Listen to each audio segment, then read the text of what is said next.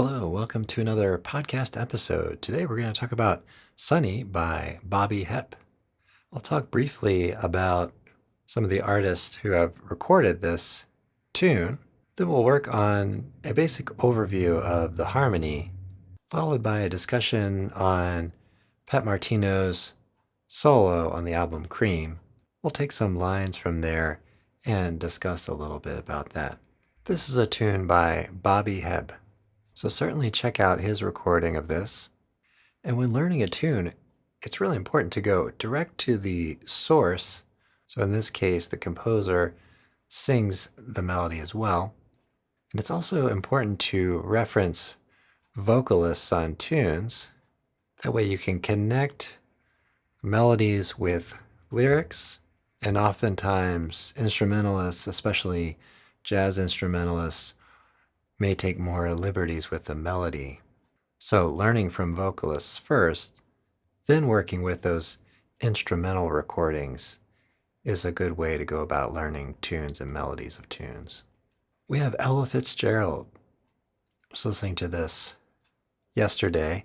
Stevie Wonder. And this tune has gone very much in the direction of pop by some artists like Bonnie M. And of course, check out Marvin Gaye on this as well. For instrumentalists, check out Stanley Turrentine. And of course, as we'll discuss today, Pat Martino. Okay, let's talk about the tune a little bit. We have a 16-bar form, so it's pretty short. The progression goes over a 4-bar pattern of A minor,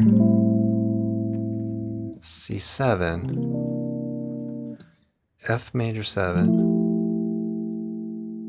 which sometimes can be substituted with F7, and then B minor 7 to E7. And that repeats. A minor 7, C7, F major 7, B minor 7 to E7. So that's 8 bars so far. Second 8 bars, we start out very similarly. We have A minor 7 to C7, F major 7 to B flat 7, B minor 7, I'm playing B minor 11 here, to E7, and into the A minor 7. We can also have a little bit of a walk down here. F7 to E7. I'm not going to talk about the melody or the chord melody in this podcast, but I'll say that the chord melody does work out very nicely. And I plan to release a chord melody lesson video on this in a couple of days. So be sure to subscribe to the YouTube channel to make sure you get connected with that video. Okay, let's talk about Pat Martino and some lines and phrases. So we'll think of a kind of go-to note collection to start with. Key of no sharps, no flats, and thinking about A as our tonic or A minor as our tonic chord. So let's check out this little bit of a line here. We have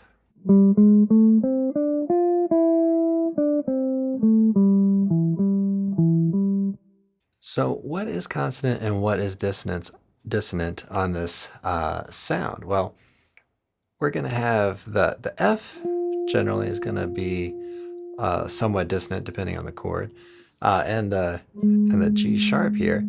So we can hear he goes from G sharp to A. So that's chromatic, and we have a chromatic passing tone. Now, when we listen to this sound,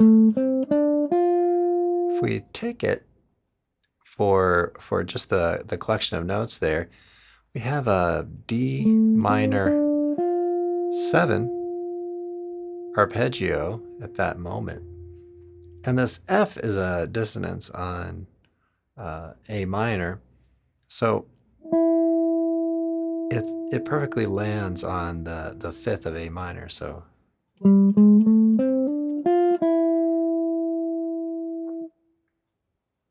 we're always thinking, consonance and dissonance, and how are we creating tension and release, right? So we get a little build up here, a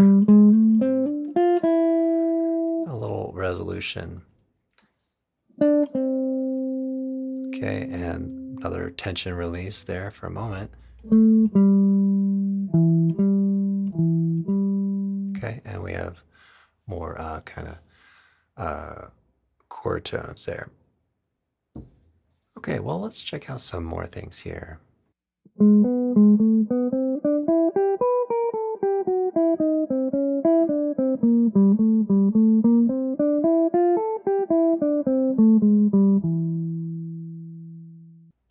Here we have a really long stretch of 16th notes, starting with E and then continuing on with a really steady stream there. And we can hear a lot of chromatic tones in this line. The first three attacks here, we have G sharp and B, right? So that suggests a little tension with A minor there. Then we follow it up with A, so no surprise there. So that's tension resolution again. It's moving up pretty diatonic here. But then he has this chromatic passing tone from the B to the A. So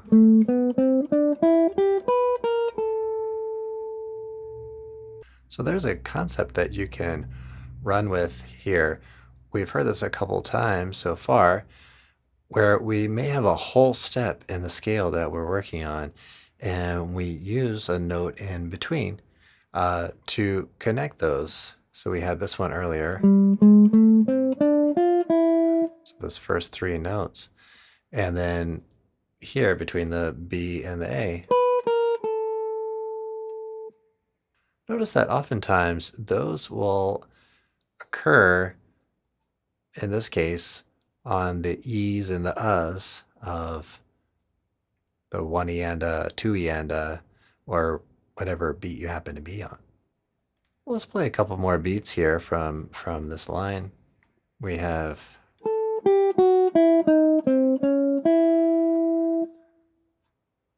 okay, so what happens here? Well, we're going down. Get this really kind of outside tone here. And so the ear, or at least from my perception, the ear wants to hear this D. So, but he doesn't give that to us right away. So we get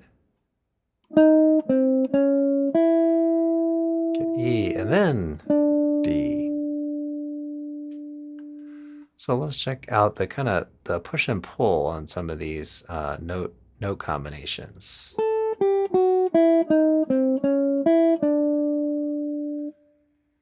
Okay, so it kind of cries out for that D, at least from my perspective. Well, let's check out a few more notes here.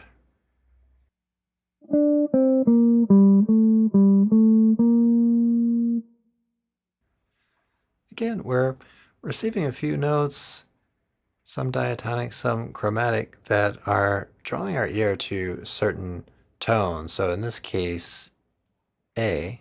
All right, well, let's go on a little bit here.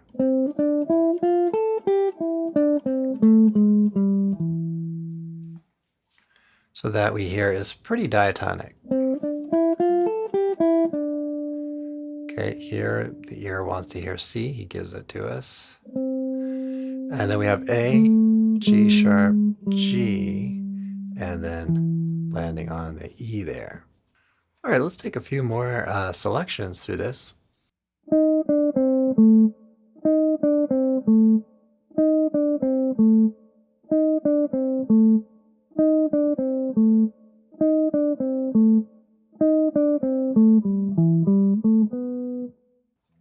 Okay, we have a repeated phrase that is placed either on the beat or on the end of the beat.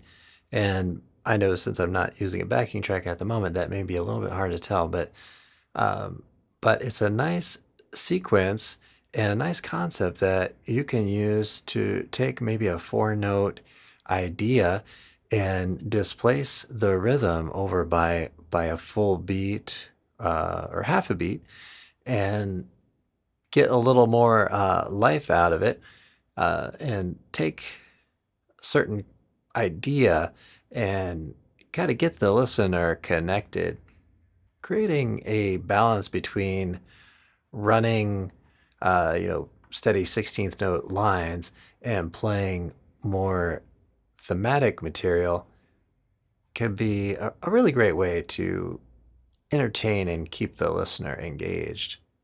I think this is a really great example of that.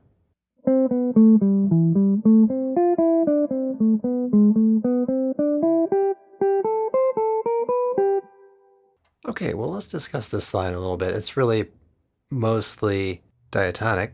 Again, we hear kind of midway through this line, we hear this B and G sharp. So that is a really nice way to get tension between the A minor and suggest a 5 chord. So in minor, it's really important to have an understanding how natural minor and harmonic minor differ, and it's really just that one note, that G sharp. Later on this phrase, we have this connection between the A and the B by a chromatic half step there, or chromatic passing tone.